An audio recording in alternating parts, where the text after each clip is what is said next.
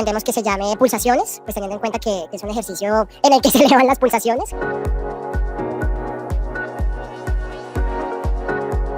Hola amigos de Pulso, bienvenidos. Hoy estamos de nuevo en este espacio que literalmente nos sube las pulsaciones. Hoy nos encontramos con Eduardo Acevedo, un atleta colombiano que hizo la locura, que asumió el reto de completar las 6 maratones más importantes del mundo, pero no solamente eso, sino que asumió el reto de completarlas en tan solo un año. Eduardo, bienvenido a Pulso, a tu espacio, a tu casa. Kilómetros de gracias por estar con nosotros. David, ¿cómo estás? Muchas gracias a ustedes por la invitación y pues poder compartir lo que fue la experiencia del año pasado, que fue una cosa un poco loca, pero increíble. Cuéntanos un poco acerca de qué es una major, qué es una carrera de este tipo de características. Bueno, hasta el año pasado eran 6, ahora son 7. Son, digamos, las 7 carreras más importantes del mundo. Esta acreditación se les da ciertos niveles que tienen que lograr en logística, en las ciudades, en las inscripciones. De acuerdo a eso, Abbott les asigna que sean una major o no lo sean. De hecho, en este momento hay otras 2 ciudades en ese proceso, que se supone que de aquí al 28 más o menos sean 9 majors. Y digamos, para mí un poco lo que crea este asunto de las majors es que ayuda a que se vuelva mucho más popular el deporte, el atletismo como tal. Empezaron a entregar una medalla especial, que es una medalla con 6 botoncitos, uno de cada ciudad, y esto se convirtió como en un hito de lo que los maratonistas querían lograr. Entonces eso mismo ayudó a que las maratones fueran ganando más prestigio y el mismo deporte como tal, en términos, digamos, aficionados. Ya para los profesionales tiene otros cuentos, pero entonces ganó como esa perspectiva de decir, pucha, yo soy maratonista amateur y mi sueño es completar las 6 majors. Se volvió esta cosa, porque digamos antes existían otros retos, digamos antes lo más importante era poder llegar a Boston, por ejemplo, que es la carrera más importante de esas 6 porque es la que se clasifica por tiempo, y ya desde el año pasado a finales anunciaron que una de las carreras que estaba en proceso para volverse major, que era Sydney, pues entró ahora al proceso y ahora son 7. Completó Sydney justo cuando estabas en el reto de completar las 6 majors que estaban hasta el año pasado. Sí, de hecho, me acuerdo que justo anunciaron Sydney el día que se corría Nueva York. Ok, entonces Nueva York es la última del circuito, por decirlo de alguna forma. Nueva York es la última de las 6. Ok. Y ahora es la última de las 7 también. Digamos que Sydney ahora quedó en toda la mitad. Tú hablas de prestigio, del nivel de reconocimiento que tiene terminar una major. Solo una, ¿no? Solo una. ¿Cómo hace uno para inscribirse? Es muy difícil llegar para uno como colombiano, como atleta aficionado, llegar a una carrera como Tokio, como Boston, como Berlín. O sea, es complicado el proceso de clasificación. ¿Qué tanta suerte hay que tener? ¿Qué tan bien hay que estar físicamente? Digamos que sin contar Boston, que ahorita entramos a eso, es una cuestión totalmente de suerte. Porque todas te dan la opción de inscribirte a una lotería, y si tú ganas esa lotería, es un sorteo como un baloto. Entran 1 millón de nombres ahí y salen 40,000, y esos 40,000 les dan el cupo. A diferencia de ciertas carreras, digamos Tokio y Londres tienen mucho menos cupos que el resto, entonces entrar a una de esas carreras es muy difícil, sobre todo Tokio. Tokio, haz de cuenta, son 38,000 personas, de las cuales 30,000 cupos van solo para japoneses. De los otros, yo no sé, estoy inventando, pero es algo así. Otros 4,000 van para las agencias que venden, y después los otros 4,000 se sortean a nivel mundial.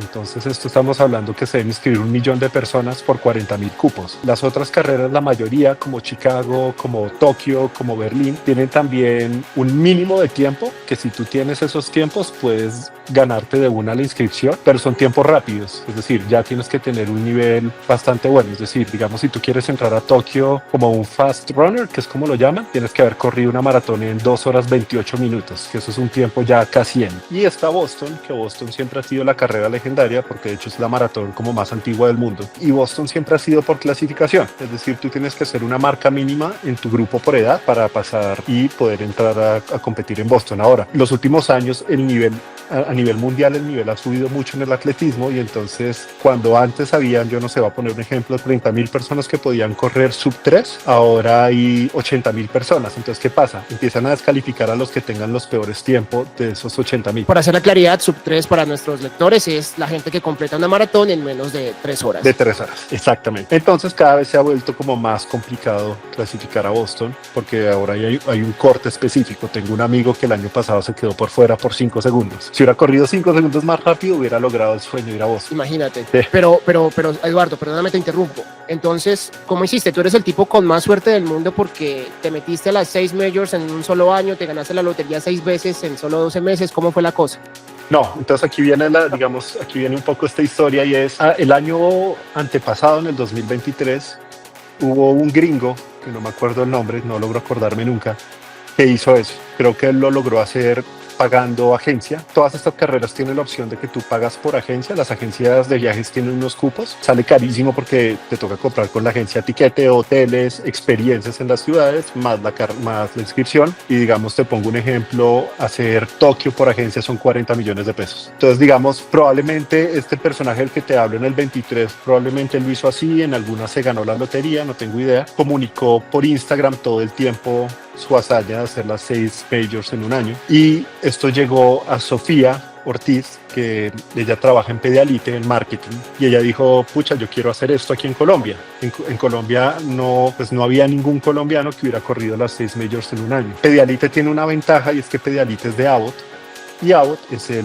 principal patrocinador o dueño de las carreras. Entonces prácticamente ella podía conseguir los cupos para cada una de las carreras sin tener que hacer las loterías. Entonces ella inició el proyecto, habló con un amigo mío que se llama Juan Aristizábal, le dijo, oye, yo quiero hacer esto, ¿a quién se te ocurre? Yo creo que Eduardo es la persona que puede hacerlo. Yo siempre resalto cuando me hacen esta pregunta una cosa, y es, esto es una cuestión de oportunidad más no de habilidad. Y a lo que voy es, a mí no me escogieron porque yo sea el único capaz de hacer el reto. Más, yo tengo amigos y conocidos también amateur que estoy seguro que podrían hacerlo y aún hacerlo mejor de lo que yo lo estaba logrando hasta la lesión, que es otro cuento. Pero entonces no es una cuestión de que escogieron a Eduardo porque Eduardo es el único que puede hacerlo, sino simplemente las cosas se dieron a mi favor y a mí se me dio la oportunidad de cumplir el sueño de correr las 6 majors en un año. Entonces digamos que por eso es que tenía la entrada de las 6 maratones. De todas formas, hacer una maratón, preparar una sola maratón es un tema de tiempo, de exigencia, de disciplina, de constancia y de plata. ¿Cómo se financia uno? No te voy a preguntar las 6 maratones, pero por lo menos una No, sí. un Tokio. Digamos, en mi caso, el proyecto de Pedialite, ellos no solo me apoyaban con las entradas, sino también me ayudaban con una parte, con unos gastos básicos. Al mismo tiempo, yo llevo siendo embajador de running de Adidas durante 2 años. Entonces yo hablé con la gente de Adidas y les dije, no, oigan, me salió este proyecto, no sé si ustedes estén interesados en ayudarme. Entonces Adidas dijo, ok, yo también pongo una plata, y digamos que entre Adidas y Pedialite junté una plata y también una plata de fondos de plata propia. Se hizo un presupuesto y dijimos, ok, tenemos cómo cubrir las 6 carreras, hagámoslo. Y antes de que llegaran los sponsors y cuando Eduardo Acevedo no era Eduardo Acevedo el que conocemos ahora, ¿cómo hacías? No, yo tengo un trabajo 24/7, yo soy fotógrafo. Trabajo en un estudio y pues digamos que yo entreno por las mañanas, el resto del día estoy trabajando. Puedo dedicarle como esos ingresos a otras cosas. No, chévere, muy chévere, Eduardo. Entonces, ya estableciendo qué es una major, quiero que nos cuentes un poco cómo es el calendario para cumplir con las 6 majors, cómo es el orden de las carreras. Listo, entonces empieza Tokio, que se corría a comienzos de marzo, ahorita es el 2 de marzo, el año pasado fue el 3 de marzo. Después habían 5 semanas de descanso, digo yo. Llega Boston, que Boston se corrió un 17 de abril, y esta era la parte más dura del reto porque se corre Boston, que es un lunes, y a los 6 días se corre Londres. Estás demente. Entonces toca correr un lunes, viajar a otro continente, pasar el jet lag, descansar las piernas y ese domingo estar otra vez parado en la línea de salida. Entonces digamos que esa era la parte más dura. Después ya había un descanso como de 5 meses y después venía Berlín, a las 2 semanas Chicago y a las 3 semanas Nueva York. Bueno, y ya establecido el contexto, que es una major, el orden, viene la pregunta que ha sido la piedra angular de la humanidad durante toda su historia. ¿Por qué? La respuesta creo que es ¿por qué no? Yo tengo muchas respuestas. ¿Por qué no? Digamos, yo siempre he tenido esa mentalidad de que uno vino como a la existencia a hacer cosas, a mantenerse activo, a explorar todo lo que uno pueda, todo lo que uno le interese como persona. Y yo descubrí desde hace 10 años que empecé a hacer triatlón que a mí me gustaba y me gusta explorar los límites que tengo, los límites físicos que tengo. Se me volvió como una obsesión también. Entonces cada vez iba incrementando mi mi entrenamiento, cada vez le metía más, cada vez más exploraba más de formas de cómo mejorar, tecnología, bicicletas, siendo el atleta amateur que soy, porque obviamente soy consciente de que existen 1 millón de deportistas que son mucho más hábiles, más rápidos, que aguantan más, pero pues esto es una cuestión súper personal de decir, bueno, hasta dónde llega Eduardo. Entonces, en el momento en que a mí me proponen esto, pues no solo era ir a las ciudades más bonitas del mundo, sino era al mismo tiempo decir, bueno, ¿soy o no capaz de hacer esto? Entonces, pues apenas me propusieron, fue como, esto es un sí de una, esto no tiene vuelta atrás, porque la sola experiencia, pucha, si lo logro va a ser una experiencia que me va a durar toda la vida. Pero de verdad hay algo que me llama mucho la atención de lo que nos mencionas, y es que tú dices que eres un atleta, un triatleta aficionado. O sea, ¿realmente Sí. te consideras aficionado amateur? Sí, totalmente. Sobre todo por un aspecto técnico, más que todo, y lo voy a poner en términos de triatlón. Un triatleta profesional, ¿cierto? Alguien que es Que su vive de profesión, que vive de eso, que su entrada sus ingresos vienen de ahí, entrena por lo general entre 25 a 30 horas semanales. Yo no paso de 13, entonces empezando por ahí, yo soy una persona que ni siquiera cumple la cantidad de horas de un atleta profesional. Entonces, pues digamos que sí, totalmente amateur. Ahora, por mi nivel de intensidad con el deporte, por lo que me gusta competir y también un poco por mis resultados, porque digamos que a nivel amateur mis resultados de triatlón son en promedio buenos.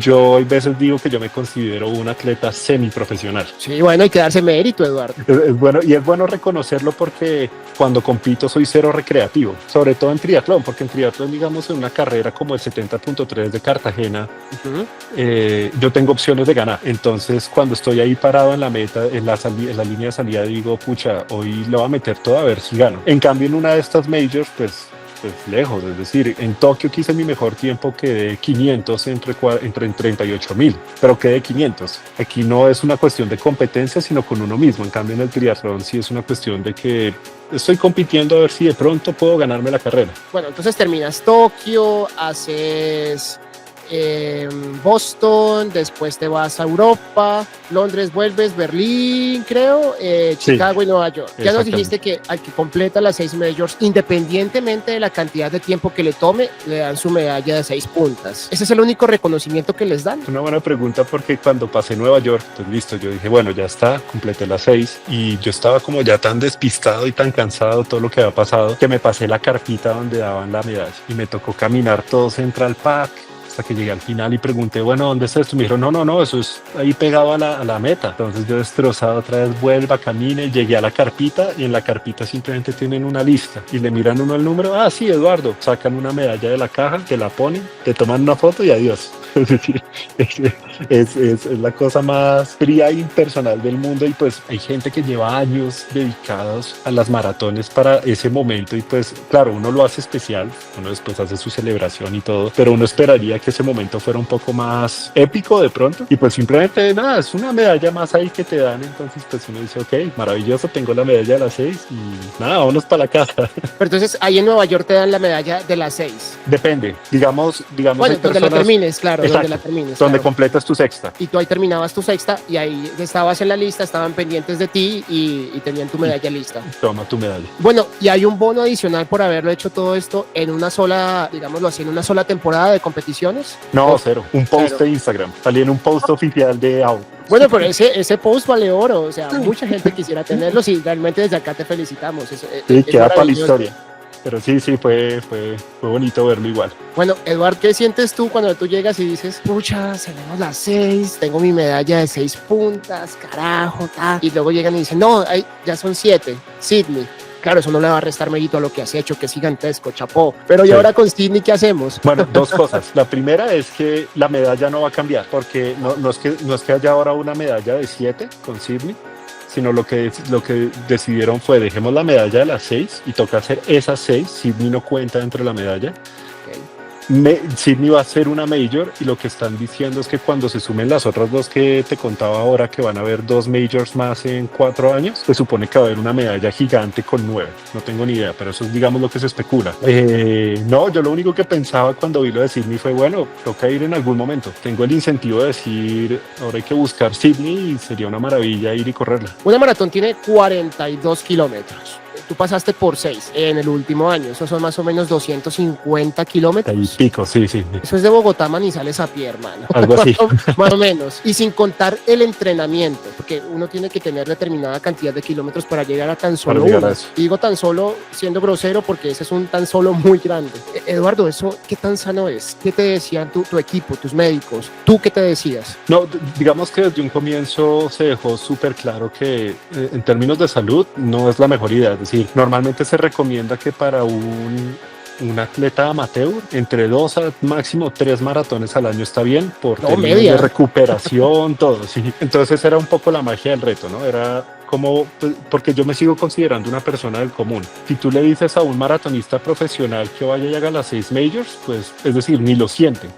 Porque son personas que están acostumbradas a correr 250, 280 kilómetros a la semana. Yo no sé si tú oíste que el maratonista que tenía el récord mundial que se mató el año pasado, Kipron, él era famoso porque él corría 300 kilómetros a la semana. Entonces la magia un poco de este reto era, pues cojamos una persona, no solo del común, yo tengo 38 años, pero yo empecé a hacer deporte a los 28.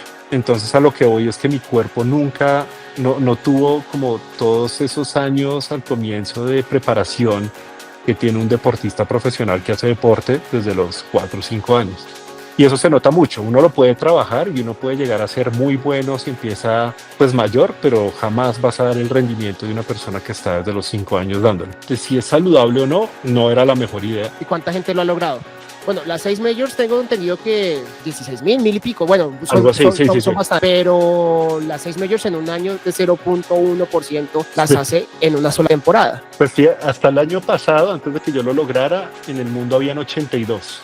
Y de esos 82, el año pasado este reto como que cogió fuerza o se puso de moda o lo que sea, y lo acabamos como 42 personas más, algo así. Entonces en este momento somos como 120 personas que lo han hecho. Es muy poca gente. ¿Y qué tiempos hiciste en cada una de ellas? Bueno, digamos que el reto entonces con Pedialyte eran dos ítems como principalmente. Uno, pues acabar las 6. Y el segundo era hacerlas todas por debajo de 3 horas. Que digamos aquí lo que va, yo cuando acepté el reto, las 3 horas para mí no era una cosa del otro mundo. Era algo que podía hacer con esfuerzo y todo, pero no era una cosa loca que, digamos, yo había corrido, la última maratón que había corrido fue Boston del 23 y la hice en 2 horas 52. Y digamos que estaba mejor preparado. Y realmente la cosa iba súper bien. En Tokio corrí en 2:43. Hombre. Después en Boston corrí en 2:47 y a los 6 días en Londres corrí en 2:48. Entonces el reto iba súper bien porque en promedio de las 3 primeras me daba 2:46. Entonces iba volando. Y ya después, el segundo semestre, tuve una complicación, una lesión importante y los tiempos bajaron un montón, pero pues esa digamos que es parte de la historia. Haces las 3 primeras y bueno, yo creo que uno de los mayores miedos para cualquier deportista élite, aficionado y que le mete tantas ganas a un objetivo como estos es la lesión. El temor de lesión, el fantasma de lesión, la lesión en sí. ¿Qué fue lo que pasó? Bueno, yo jamás me había lesionado. En 9 años haciendo triatlón y eso, jamás me había pasado nada. Faltando 5 semanas para Berlín. Estoy haciendo un fondo en la sabana y de pronto en un momento a otro sentí como una molestia en la espalda, paré un segundo, paré en Carulla, enfrente a Potosí, que esto es llegando como a Huasquita para subir a Huasca. Para subir a Huasca y agarrar Guatavita, sí señor. Y entré al Carulla, me tomé algo y cuando salí no podía caminar. Y de pronto apenas se enfriaron los músculos, no podía caminar, es que no podía dar un paso del dolor en la pierna derecha. Entonces pues nada, cogí una flota, llegué hasta el carro, me fui para la casa y yo dije, pucha, ¿esto qué habrá sido? ¿Será muscular? Yo pensaba que era muscular. Toda esta semana fui donde médicos y finalmente el domingo, una semana después, fui donde el especialista con una resonancia y me dijo, lo siento mucho, esto es una fractura por estrés en el sacro. La fractura por estrés es que el hueso de alguna manera es como que de tanto golpe se vence y se crea una grieta. No hay desplazamiento, digamos, no es como que el hueso se parta en dos, porque si eso pasa necesita operación y eso ya chao. Pero es prácticamente que el hueso tiene como una grieta en la mitad, lo cual genera pues mucho dolor hematoma, edema. Entonces, pues claro, yo fui donde el especialista y él me dice, no, Eduardo, olvídese de las majors. Es que para esto necesita entre 8 a 12 semanas de reposo para que el hueso se cure y ya después de eso empezar y retomar. Y esto pasó 5 semanas antes de Berlín. Pues obviamente yo entré en crisis, esto fue un momento como súper duro. Digamos, una cosa importante aquí es que yo ya tenía todo comprado. Yo ya había comprado tiquetes, ya tenía hoteles reservados, ya estaba todo armado. Entonces, pues yo hablé con Pedialite y con Adidas y les conté, les dije, miren, esta es la situación, estoy lesionado, tengo una lesión seria, pero yo quiero intentar. Es decir, yo quiero subirme a ese avión, quiero llegar a la línea de partida y quiero ver qué pasa. Durante estas 5 semanas voy a estar montando bicicleta para mantener el estado, pues miro a ver qué pasa. Pues obviamente pues fue un momento muy duro, pues porque pues todos los médicos habían dicho no hay ninguna posibilidad de que usted acabe esto, pero ninguna. Es más, yo me acuerdo que cuando yo viajé una semana antes a Madrid, pues como 6 días antes, hasta ese momento yo no había caminado más de 2 cuadras y iba a correr una maratón en 6 días. Me acuerdo que le dije a mi novia en ese momento, le dije como, oye, voy a salir a caminar, quiero caminar 5 kilómetros porque llevo mucho tiempo sin caminar, a ver si el fortalecimiento que he hecho con mi fisioterapeuta y todo el trabajo de bicicleta que he hecho me han ayudado a mejorarme o si pues simplemente ya ni siquiera me paro en la línea de salida de Berlín. Logré caminar 5 kilómetros sin dolor y dije, ok, la cosa ha mejorado. No tengo ni idea cómo, pero ha mejorado. Salí a correr y corrí 4 kilómetros. Me dolía todo, menos la fractura, ni la espalda. Bueno, yo dije, era okay, un tema de inactividad más que de la lesión. Claro, era por intentar correr después de 5 semanas quieto. Entonces, pues nada, el domingo fui y me paré allá muerto del susto, porque pues obviamente todo el tiempo uno está pensando en qué momento simplemente la espalda otra vez se jode y yo quedo ahí tirado. Y increíblemente arranqué a correr mucho más suave de lo que suelo correr. Después de 4 horas estaba cruzando la meta. Ok, ya en este punto mantenemos el reto de las 6 majors en una sola temporada, pero no es de las 3 horas. Se nos cae un poco el tema de las 3 horas. Sí, totalmente, porque más que por la misma lesión, era por el hecho de que tuve que parar de entrenar 5 semanas. Entonces era imposible mantener una forma física. Así me hubieran pegado el hueso mágicamente y estuviera perfecto, no creo que lo hubiera logrado porque simplemente fue demasiado tiempo quieto y solo montando bici, que te ayuda, pero no es lo mismo. Ahora, tú dices demasiado tiempo, 5 semanas. Sí. Sí, o sea, creo que la pérdida de forma física en tan solo 5 semanas es un buen porcentaje. Totalmente, y además es que el cuerpo concentra toda su energía en curar la lesión. Entonces el resto del cuerpo está descuidado, muscularmente estaba destrozado. Entonces, claro, yo me acuerdo que yo iba corriendo en Berlín y me dolía todo, me dolían hasta los dedos, pero no me dolía la espalda. Entonces ese siempre fue como el parámetro de decir, puedo seguir un poco más. Y listo, acabé Berlín y fue como, pucha, no entiendo qué pasó. Yo me acuerdo que yo crucé la meta y decía, no entiendo qué pasó, no entiendo cómo logré esto. Pero pues de alguna manera, pues yo había estado como muy deprimido de pensar que había tenido que dejar todo a un lado.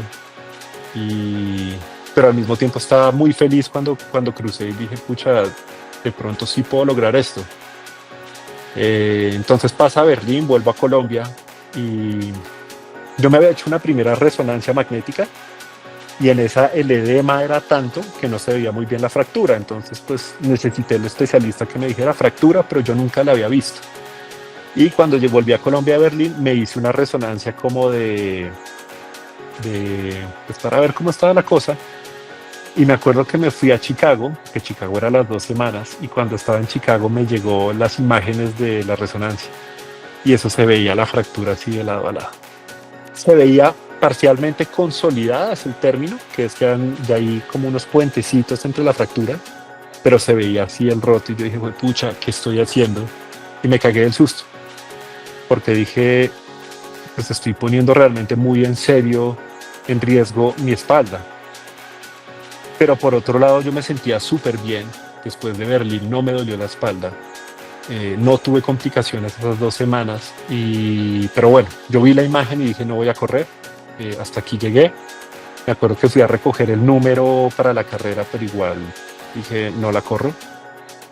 Y el sábado antes de Chicago bajé al gimnasio del edificio donde estaba y dije voy a probar cómo me siento, y corrí 1 kilómetro. después corrí otro kilómetro y otro, y al final completé 5 y me sentí súper bien, pero no sentí molestias en la espalda de ninguna manera. Y dije, pucha, si ya logré correr Berlín, ya estoy aquí en Chicago, pues hagamos lo mismo, parémonos en la línea de salida y arranquemos. Y nada, me paré el domingo y casualmente Berlín se había convertido en el entrenamiento para correr Chicago. Y empecé a correr en Chicago y claro, ahí empezó ya a funcionar toda mi memoria muscular, la cabeza mejor, increíblemente mejoré el tiempo 40 minutos. O sea, hiciste como 3 horas algo, supongo. 3 horas 19. Buenísimo. En Berlín había hecho 3 horas 56 minutos y aquí ya había hecho 3 horas 19. Ah, bueno, no pasaste de las 4 ni siquiera. No, nunca pasé de las 4. Sí. Buenísimo. Y acabé Chicago y pues fue un momento súper emocionante porque ya que había coronado Chicago, pues ya Nueva York prácticamente podía llegar a caminar y pues podía completarlo. Ahora, pues esa no es mi mentalidad, yo no iba a llegar solo a completar, sino a tratar de dar lo que mejor pudiera según las circunstancias. Entonces nada, pues pasaron 3 semanas, esas 3 semanas mantuve mi entrenamiento solo de bicicleta para dejar descansar el sacro. Corrí creo que solo una vez 4 kilómetros y me sentí bien aquí en Bogotá. Y llegó Nueva York, hice lo mismo. El sábado salí a correr 5 kilómetros, me sentí bien. Y Nueva York casualmente es la más difícil de las 6. Es la más dura de todas. Y salí a correr y la verdad me sentí increíble. Al final me faltó un poco de forma física porque pues igual solo había entrenado con 2 maratones para correr una tercera maratón en 5 semanas. Hermano. Y terminé corriendo en 3 horas 09, es decir, mejoré 10 minutos el tiempo de Chicago, siendo Nueva York la más dura. Entonces, digamos, pues no solo fue que el cuerpo fue súper agradecido, sino que la cabeza se reconectó, como que dijo, pucha, sí puedo hacer esta cosa, puedo lograrlo y pues no vamos a echar para atrás. Y ya, y pues el resto un poco historia. Bueno, ya me respondiste qué tiempos hiciste. Sub 3 en las primeras 3, sub 4 en las segundas 3. Ayúdanos a ubicarnos un poco en dónde fue la lesión, el sacro. Supongo que entonces es en la parte baja de la espalda. El sacro, fue una fisturita. El sacro es la última vértebra, es la última vértebra de la columna. La última es un poco más larga, tiene una forma como así. Como de colita. Sí, y pegado a los lados del sacro vienen las crestas ilíacas, los huesos ilíacos. Mi fractura fue exactamente en la, ¿cómo es que se llama esto? En la intersección entre el sacro y en el hueso acá, aquí pegadito. Entonces, ¿qué pasa? Eso generaba un montón de inflamación y generaba un dolor en todo el glúteo y eso hacía que yo perdiera por completo la fuerza en la pierna derecha. Bueno, y teniendo en cuenta que es una lesión de espalda baja, casi cola, ¿eso no te impedía montar bicicleta? ¿Cómo hacías ese ejercicio cruzado? No, increíblemente, como es en la parte de arriba, porque si hubiera sido, digamos, en el coxis, pues es imposible. Pero es en la parte de arriba, entonces la bicicleta no molestaba para nada. Ok. ¿Y esa lesión qué tan común es en maratonistas? De hecho, es una lesión cero común, pero cuando se da, sí, pero cuando se da en ultramaratonistas. Yo en este caso, el año pasado fui un ultramaratonista. Y en personas mayores y en mujeres embarazadas.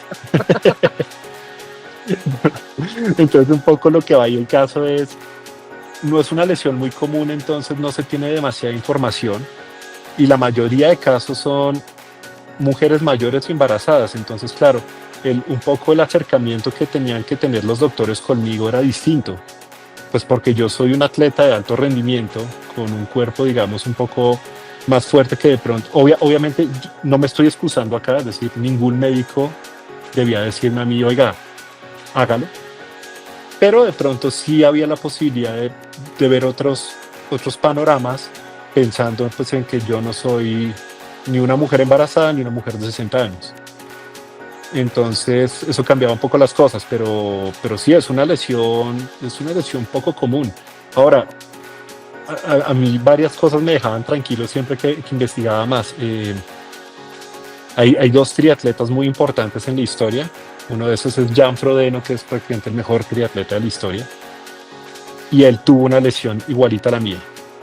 y el otro es Lionel Sanders, que es un triatleta ahorita muy importante, también de los mejores del mundo, que también le pasa. Entonces, eso es lo que me dio un poco la tranquilidad a mí esta lesión le puede pasar a cualquiera. Como que no fue que Eduardo fue un completo irresponsable, que hizo cosas que no debía, sino simplemente, pues, las cosas no jugaron a mi favor, se sumaron ciertos factores y me pasó a mí. Entendido, Eduardo. Bueno, una cosa es terminar una maratón, que yo insisto es algo muy grande para cualquier persona. Ya otra cosa es terminar 6 y otra cosa es terminarla con ciertos estándares. Pues tú ya nos dijiste que tú no ibas a competir, pero de todas formas ser un tipo que hace 3 maratones consecutivas sub 3, eso no es de cualquiera. Entonces, ¿cómo manejas tú esa competitividad, no con el resto, sino contigo mismo?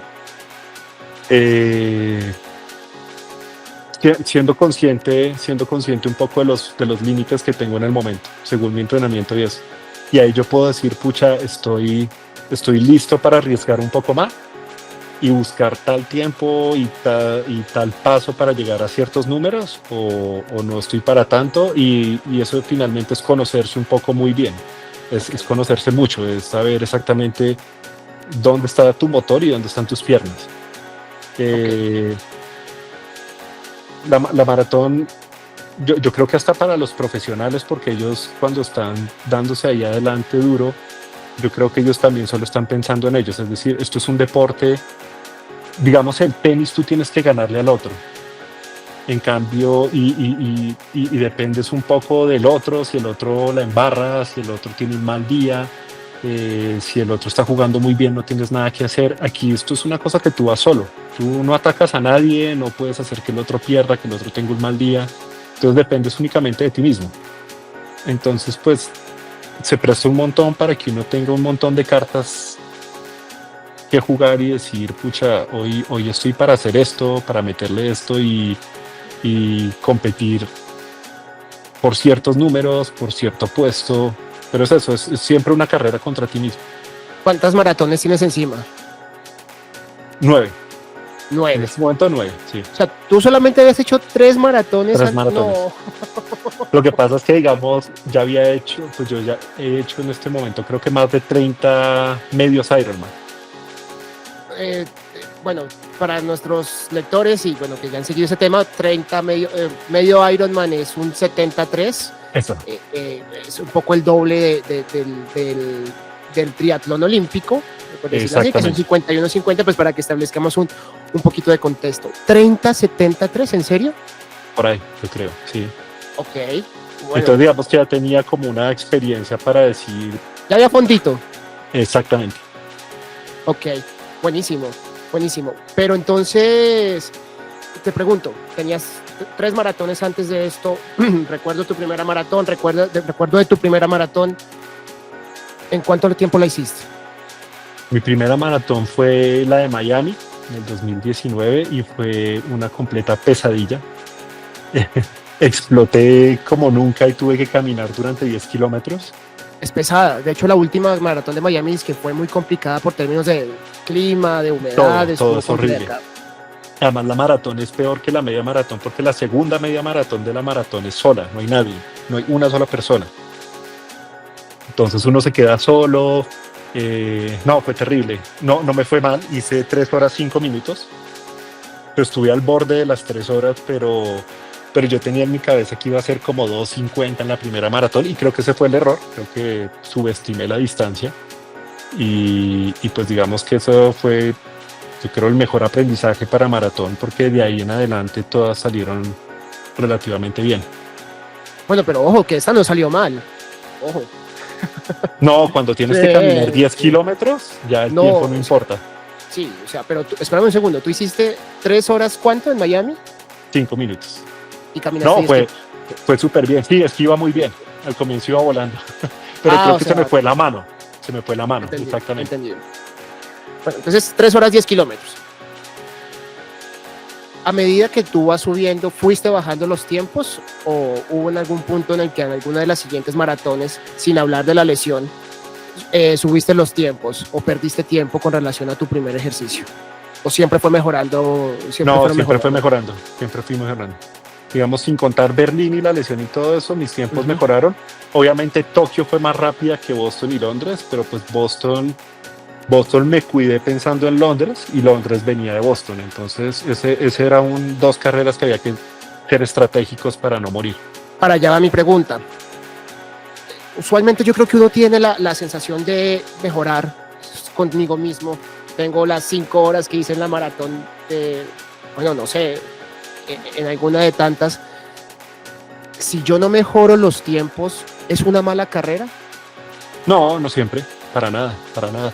Yo creo que hay que ser como siempre consciente de dónde está uno en ese momento. Entonces, voy a poner ejemplo Berlín.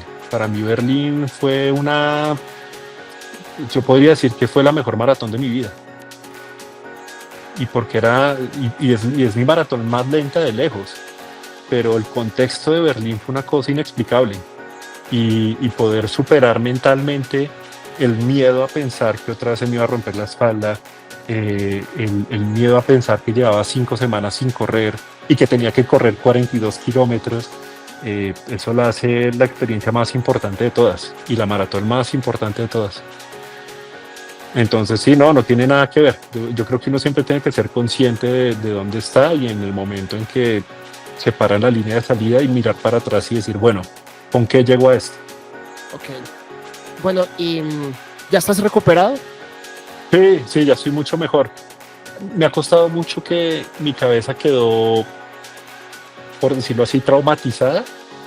Y todo el tiempo, así yo no lo quiera, mi cuerpo está pensando en qué momento se vuelve a romper. Entonces, sin ser muy consciente de eso, he cambiado cosas mecánicamente en la forma de correr, en la forma en la que entreno, que me han traído como problemas musculares, pero no es más que eso. Entonces, digamos, ya volví a correr. Yo después de Nueva York me quedé 2 meses quieto y volví a correr y la verdad es la cosa ha ido mejorando día a día, mientras el cuerpo otra vez, uno, se recupera físicamente, que recupere los rangos de movimiento, y 2, que mi cabeza diga, oiga, todo va a estar bien, usted no se va a volver a romper, corra tranquilo. ¿Y ya estás en ese punto o todavía Sí. hay... Uy, No, yo creo que Pero ya es estoy en difícil. ese punto. Hay días que siento como cargas musculares que no tenía antes, pero siento que es parte del proceso, ¿cierto? Es parte del proceso de que el cuerpo entienda lo que está pasando. Yo creo que el cuerpo también se cuida, o sea, inconscientemente, Totalmente. de rodear el escenario en donde te lesionaste. Ya la lesión no es en el punto, ya las molestias no son en ese punto, sino como en los demás puntos de apoyo que estás como compensando ahí la 100%. situación. Bueno, dejemos de lado la lesión, hablemos ya de forma física, de fatigas, de cansancios después de correr Tokio y nos vamos para Nueva York. Perdóname, no, es Sí, solo sí. un ejemplo. Salimos de una, pasamos a otra. ¿Cómo es ese proceso de recuperación física? Hay muchas cosas, es Además, decir, porque no tienes tiempo. digamos, principalmente es masaje, es soltar las piernas, movilizar las piernas, que se mueva todo el ácido láctico, que se mueva la sangre. 2, comer y dormir mucho, es decir, y esto es una cosa que a veces es preocupante en los aficionados, y es que como pierden tanto peso y les gusta estar flacos, tienen miedo a comer. Y uno tiene que comer todo el día y comer mucho. Es decir, cada vez que puedas, come y come y come. Y dormir, eso es realmente lo que más recupera. Ok, perfecto. Bueno, ¿y cuánto tiempo demoraba? Porque pues uno ve en diferentes escenarios que, bueno, le recomiendan a uno no vaya a salir a correr de una vez, espere, se recupere, camine, salga por correr sin tiempos, 2 kilómetros, 3 kilómetros, pero es que tú salías de una y te metías a otra. Entonces, ¿cómo acelerabas ese proceso de recuperación? No, digamos el ejemplo más claro que fue Boston-Londres, que fue a 6 días. Yo realmente me encerré en el hotel, comía todo el día, me hidrataba todo el día, y yo me compré unas botas de masajes que son botas de compresión, uno se las pone y para que circule la sangre, y me puse eso todo el día. Yo esos primeros 5 días, 4 días que estuve en Londres no salí del cuarto del hotel porque estuve enfocado, además que no podía ni caminar del dolor de piernas. Entonces, digamos, fue totalmente eso, masajes y comer y dormir, comer y dormir. Entendido. Eduardo, ya nos diste vistos de esto en algún momento de la entrevista, pero una carrera fue el entrenamiento de la siguiente, ¿se podría haber visto así? Sí, totalmente, totalmente. Y más en las últimas tres. En las últimas tres realmente una se volvió el entrenamiento de la otra y las otras dos de la otra. Y en términos de Boston-Londres, totalmente Boston fue como una preparación para poder hacer Londres bien. Ok, ya en lo más general, ¿cómo bajas tus tiempos? ¿Cómo subes el pace? Yo siento que lo más importante es tener alguien que te guíe, es decir, tener un buen entrenador. Hoy en día existen 1.000.000 de metodologías distintas y cada entrenador tiene la suya y todo, y hay unos que dicen que la suya es la mejor y la otra es la mejor, pero siempre y cuando tengas una persona que tenga el mínimo de conocimiento y de estudio y te pueda guiar un poco, los tiempos llegan con trabajo. Es decir, si uno es aplicado y hace todos los entrenos y se cuida y es precavido y sabe manejar como las cargas en su cuerpo, la mejora llega inevitablemente. Es decir, nuestro cuerpo está construido para correr. Es cuestión de trabajar. Y hablando de este espacio de pulsaciones, que la tenemos acá arriba en estos momentos, ¿cómo haces tú para mantener una frecuencia cardíaca durante todo este tiempo, pues que no te fulmine? Bueno, pues hablando de eso, por alguna razón, yo tengo las pulsaciones súper bajitas. Qué envidia, hermano. Es decir, en este momento que estoy aquí sentado, mis pulsaciones están como en 38. No, Sí. 78. No. Y digamos, normalmente cuando estoy en un esfuerzo fuerte y largo, digamos como fue Tokio, no pasé nunca de 158. Entonces, pero eso se debe a muchas cosas, más que todo al entrenamiento. Es decir, uno sabe que un atleta es atleta de alto rendimiento por pulsaciones bajitas. Entonces, digamos que las pulsaciones se vuelven clave en el sentido que tú dices, pucha, si no he pasado de esto, es que todavía estoy en una zona que puedo seguirle dando. Totalmente. Okay. Y si ya te pasas en un punto, pues dices, ok, me estoy excediendo un poco y si no le bajo, pues me voy a morir. Entonces... Bueno, y en carrera llegas a un escenario de zona 5, de zona 4. No, siempre están en 3. Estas carreras de larga distancia como los medio Ironman, un Ironman 73 o una maratón, se corren casi todos en zona 3. Perfecto. De pronto en medio Ironman, si ya estás compitiendo muy duro y estás al final como queriéndole ganar a alguien y le metes un poquito más, llegas a una zona 4, pero jamás tocas una zona 5 porque si tocaste la zona 5, dañaste la carrera, seguramente. Sí, eso es cierto. Bueno, justamente hablando de otra competencia, de otra disciplina en la que Eduardo, pues pucha, no solamente participa, sino que compite. Pues él es triatleta, lleva más o menos una década haciendo triatlón dedicado a esta disciplina, porque contrario a lo que muchos puedan pensar, es una disciplina, no 3. Sí. Bueno, eso explica mucho el despliegue físico que tuviste para afrontar estos 6 majors. ¿Cómo empataste estas dos pasiones, más allá de solo correr? Y tengo la impresión de que lo hiciste al revés, porque usualmente uno llega al triatlón después de haber adoptado el atletismo o el ciclismo o la natación, pero tú nos cuentas, llego yo al triatlón y después del triatlón me enfrento a la posibilidad de hacer no solamente un maratón, sino, bueno, ya todos los que tienes encima. Yo creo que digamos, el punto en común son dos deportes que tienen un objetivo súper básico que tienen un objetivo súper básico y es vaya hacia adelante. Punto. ¿Sí me entiendes un poco a lo que voy? Entonces, cuando uno entrena para estas distancias, que uno tiene que pegarse entrenos largos de 3 horas, pues tú no tienes que hacer nada más que prender el motor y darle. ¿Sí? En fútbol tú piensas en pases, en gol, en que tienes que ir a defender, atacar, devolver, aquí vas hacia adelante y punto. Entonces creo que esas dos cosas que tienen en común, pues era muy fácil para saltar de una a la otra. El entrenamiento mental es prácticamente el mismo. Es enfoques en una cosa prenda la máquina y hágalo. Y mantenga ahí.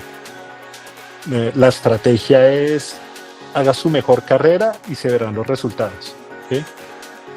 Entonces ese es ese punto en común que fue facilísimo decir, ok, salto del triatlón a las maratones y las maratones al triatlón y al final un poco es lo mismo. Sí, si lo vemos en plata blanca, los tiempos también son muy similares. Sí, A ver, guardando las de las 4 proporciones. horas. Bueno, eso en tu caso. Pero bueno, ¿y cómo llegaste al triatlón?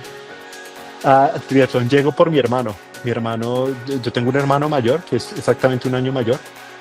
Él es triatleta profesional. Yo siempre digo que él es el mejor triatleta de media distancia que ha tenido Colombia. Él fue campeón del mundo de medio Ironman en el 2009. Y pues yo jamás le jalé al deporte.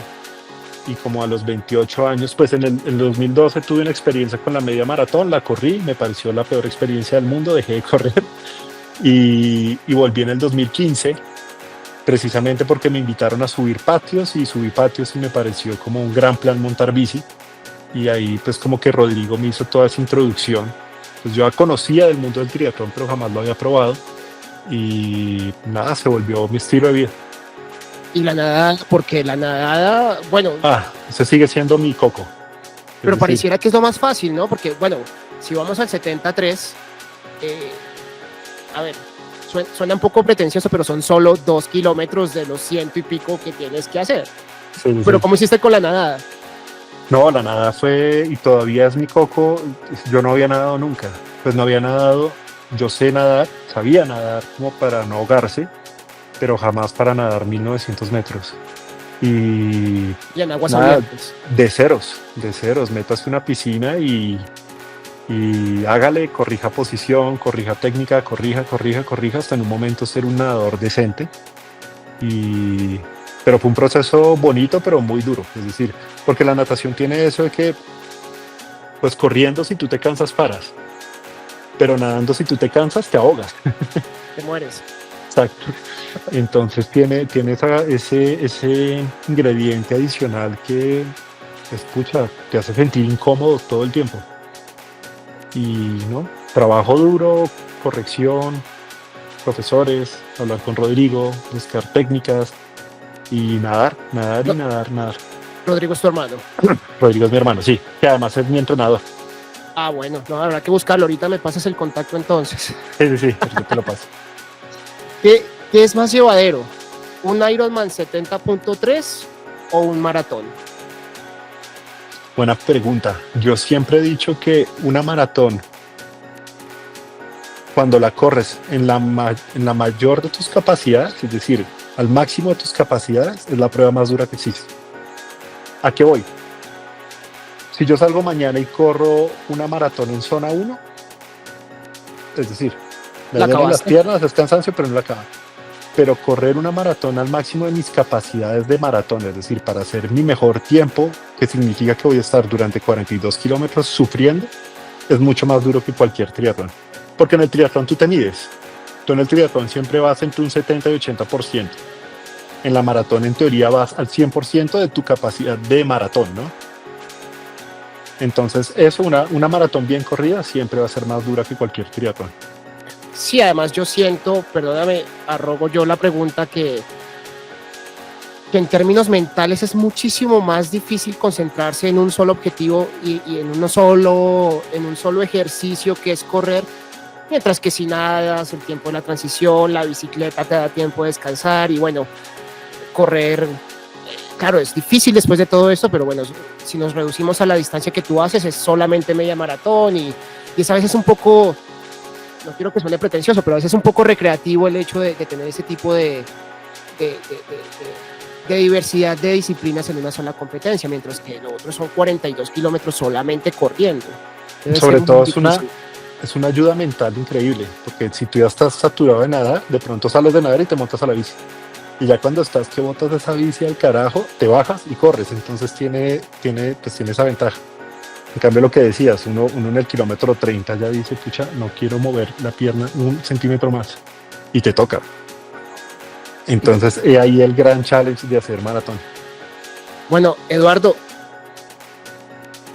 a ver, ¿cómo articulamos esta pregunta? Hay que estar muy loco para hacer lo que tú hiciste el año pasado. Pero el ejercicio también es importante para preservar la salud mental, para cuidarla. ¿Cómo era la salud mental del Eduardo que estaba antes de hacer ejercicio? ¿Cómo mejoró la salud mental de Eduardo después de hacer ejercicio? ¿Y cómo se vio afectada la salud mental de Eduardo durante este reto? Yo siento que mi salud mental mejoró un montón. Es decir, el, el panorama que se te abre un poco cuando haces ejercicio es tremendo porque este tipo de ejercicio que es largo y continuo es como una meditación. Entonces llega un punto en que tú empiezas a ver la vida muy distinto a cuando estás no haciendo nada y tienes un montón de tareas por todos lados y no tienes ese espacio de introspección y de estar contigo mismo. Y la salud mental durante este año fue otro cuento. Fue loco porque hubiera sido mucho más fácil si no está la lesión, pero la lesión trajo un montón de estrés, de depresión, de tristeza, de angustia, de emoción, felicidad al final, pero pues sí fue un año muy loco, como muy pesado por todos lados. Bueno, Eduardo, ¿cuál es el límite? Porque, mira, regularmente uno puede empezar con 5K y luego ve que domina los 5K y sigue con los 10K. Y bueno, domina esa media carrera en Bogotá, esos 10K, y luego hace la media maratón. Y después de la media maratón llega y se hace un Ironman. Y después de hacerse el Ironman como tú hiciste, pasa un maratón, y luego 2, y luego 3, y luego 6, y luego 6 en un año. ¿Qué sigue para ti? ¿Cuál es el límite? Límite. Espérate que estoy yendo por el cargador.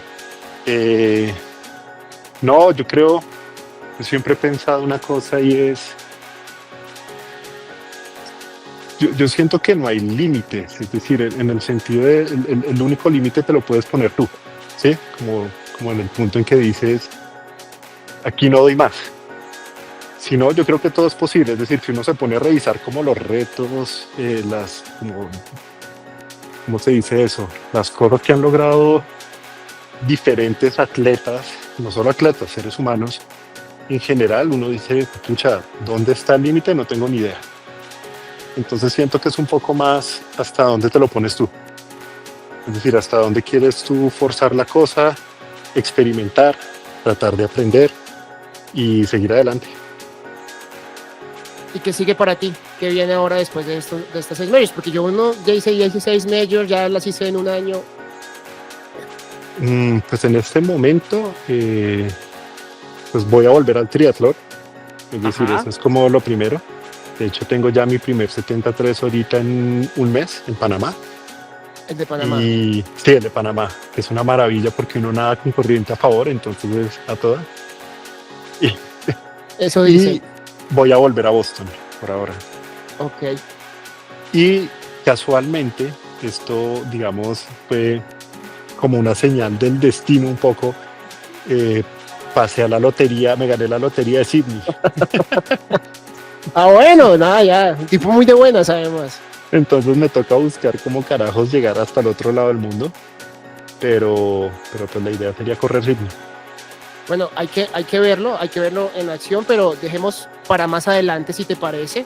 Más adelante nos enfocamos más en el triatlón, que pues es otra materia que acá en Pulso nos tiene con las pulsaciones arriba. ¿Qué te parece si nos vemos y la próxima entrevista la hacemos en campo? De una. Nadando, buenísimo. chupando rueda y rematando, tú en zona 1, zona 2 y yo muriendo ahí al trote en zona 4, 200 de pulsaciones, pero si te parece, podría ser un muy buen experimento para mirar a ver De una. cómo estás, cómo estamos. Pactado. Buenísimo. Listo, buenísimo. Bueno, por ahora, Eduardo, 1000 felicitaciones de nuevo. Lo que has hecho no lo ha hecho casi nadie. Este es un logro muy grande. Para nosotros es muy satisfactorio que un colombiano lo haya logrado. Muchísimas gracias por estar con nosotros. Kilómetros de gracias por estar con nosotros.